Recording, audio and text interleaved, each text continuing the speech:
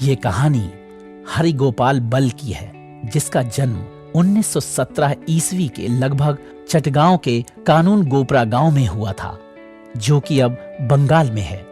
सन 1928 ईस्वी का दिन आसमान साफ था। सूर्यदेव प्रतिदिन की तरह ही अपने तेज प्रकाश से धरती को नहला रहे थे। कलकत्ता में भारतीय राष्ट्रीय कांग्रेस का 43वां वार्षिक अधिवेशन हो रहा था। इस अधिवेशन का एक विशेष आकर्षण था। 7,000 स्वयंसेवकों ने सैनिक गणवेश धारण कर रखा था। सुभाष चंद्र बोस कमांडिंग ऑफिसर थे। नगर में पंडित मोतीलाल नेहरू का जुलूस निकल रहा था। इस जुलूस के पीछे पीछे सुभाष के नेतृत्व में यह दल मार्च कर रहा था। मास्टरदास सूर्यसेन के साथ कुछ क्रांतिवीरों ने अपनी क्रांतिकारी गतिविधियों को त्याग दिया था। वो भी कांग्रेस में शामिल होकर इस जुलूस में शामिल हो गए थे। उन्होंने सुभाष चंद्र बोस को सैनिक वेश में सैन्य संचालन करते देखा तो उनकी भुजाएं फड़क उठीं। उन्होंने भी एक ऐसा ही संगठन बनाने का फैसला किया। अधिवेशन से वापस आकर सूर्यसेन ने अपने दल का पुनर्गठन किया। इसका नाम सम्याश्रम से बदलकर इंडियन रिपब्लिक आर्मी कर दिया गया। इसमें एक एक व्यक्ति को परख परख कर इसका सदस्य बनाया गया। सूर्यसेन को अपनी आर्मी के लिए हथियारों की अत्यंत आवश्यकता थी। अतः निर्णय लिया गया कि चटगांव शस्त्रागार को लूटा जाए और अंग्रेजों के हथियारों से ही अंग्रेजों को परास्त कर दिया जाए। इसी उद्देश्य से सूर्यसेन ने अपने दल से 65 बलिष्ठ क्रांतिवीरों का चयन किया। इन क्रांतिवीरों का नेतृत्व लोकनाथ बल को सौंपा गया। लोकनाथ बल का एक छोटा भाई हरिगोपाल बल था। उसकी आयु अभी मात्र 13 वर्ष ही थी, लेकिन बचपन से ही वो क्रांतिकारी गतिविधियों में भाग लेता रहता था। वह कुछ उद्दंड और क्रूर स्वभाव का भी था, इसलिए उसे टेगरा नाम से पुकारा जाने लगा। यद्यपि वह छोटा था, लेकिन शहर के बड़े बड़े गुंडे भी उससे कांपते थे। इतना ऊंचा हौसला होने पर भी 65 व्यक्तियों के दल में टेगरा को नहीं रखा गया। इसका उसे बहुत मलाल था, क्योंकि वो भी शत्रुओं का संहार करने में अपनी शक्ति का करिश्मा दिखाना चाहता था। सूर्यसेन ने चुने हुए क्रांतिवीरों की सहायता से 28 अप्रैल 1930 को चटगांव शस्त्रागार लूटने की योजना बनाई। इस शस्त्रागार पर हमला करने के लिए क्रांतिवीरों को निजाम पलटन के अहाते में एकत्र होना था। 18 अप्रैल को दोपहर का समय था। लोकनाथ बल सैनिक वेश में घर से निकला तो हरिगोपाल भी चुपके से उसके पीछे पीछे चल दिया। छिपता छिपता वो भी निजाम पलटन के अहाते में पहुंच गया। सूर्यसेन ने टेगरा को देखा तो उनका माथा ठनका। उसने लोकनाथ को बुलाया और पूछा, इस टेगरा को अपने साथ क्यों लाए हो? लोकनाथ कुछ उत्तर देते उससे पहले ही टेगरा बोल पड़ा, मुझे भैया नहीं लाए हैं, मैं तो चोरी से इनके पीछे आया था।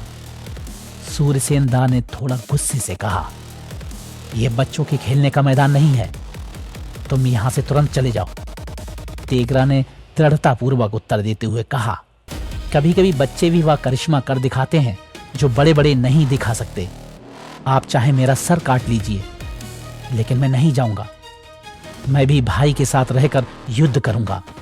हरिगोपाल के आत्मविश्वास के आगे सूर्यसेन को झुकना पड़ा। उसे युद्ध में भाग लेने की आज्ञा मिल गई। वह खुशी से नाच उठा। इस दल ने चटगांव शस्त्रागार को कुछ ही घंटों में लूट लिया। शस्त्रागार को लूटने में हरिगोपाल के साहस और चातुर्य से दल के सभी सदस्य प्रभावित थे। शस्त्रागार पर कब्जे के बाद दल के लोगों का हौसला बढ़ गया। समस्त चटगांव क्षेत्र से अंग्रेजों का सफाया कर दिया गया। 4 दिन बाद लगभग 2000 अंग्रेज सैनिकों ने सूर्यसेन के दल को घेर लिया। सूर्यसेन ने दल के कुछ सैनिकों को चटगांव शस्त्रागार व अन्य जगहों पर तैनात कर दिया तथा स्वयं 50 लोगों के साथ जलालाबाद की पहाड़ी पर अंग्रेज सेना के सामने मोर्चा संभाल लिया। 22 अप्रैल की शाम को युद्ध आरंभ हुआ। यह युद्ध हरिगोपाल टेगरा के बड़े भाई लोकनाथ बल के नेतृत्व में हो रहा था। सूर्यसेन पीछे की पंक्ति में थे। हरिगोपाल रेंगता हुआ लुक छिपकर अपने दल से बहुत आगे निकल गया और शत्रु दल के बहुत नजदीक पहुंच गया। उसने एक पत्थर की ओर से गोलियां चलाना प्रारंभ कर दी। उसने ऐसी गोलियों की बौछार की कि शत्रु दल हतप्रभ सा रह गया। उसकी पिस्तौल की एक गोली एक शत्रु का अंत करती तो उसके मुंह से निकलता एक मरा, दूसरे का अंत करती तो वह कहता 2 मरे। इसी प्रकार उसकी पिस्तौल की गोलियों से शत्रुओं का अंत होता रहा और उसके मुंह से 3 मरे, 4 मरे, 5 मरे, 6 मरे की घोषणा होती रही। युद्ध के प्रारंभ में ही अपने 6 सैनिकों के प्राण गंवाकर अंग्रेजी सेना में खलबली मच गई। अनेक सैनिकों ने मिलकर एक साथ धावा बोला।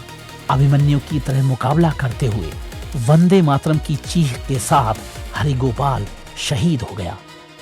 शत्रु सैनिकों पर सबसे पहले प्रहार कर उन्हें मौत के घाट उतारने तथा सूर्यसेन की सेना में सबसे पहले शहीद होने का श्रेय इसी क्रांति अभिमन्यु हरिगोपाल बल को प्राप्त हुआ। अपने छोटे भाई की शहादत से लोकनाथ बल का खून खौल उठा। सभी क्रांतिवीरों ने ऐसी मारकाट मचाई कि शत्रु मोर्चे से हटकर पीछे की पंक्ति सूर्यसेन की ओर घूम गया। सूर्यसेन के साथ युद्ध करने वालों में भी वीर बालकों की कमी नहीं थी। उनके दल में भी एक 13 वर्षीय बालक निर्मल लाला, उसने भी शत्रुओं के 5 सैनिकों को मौत के घाट उतारा और शहीद हो गया।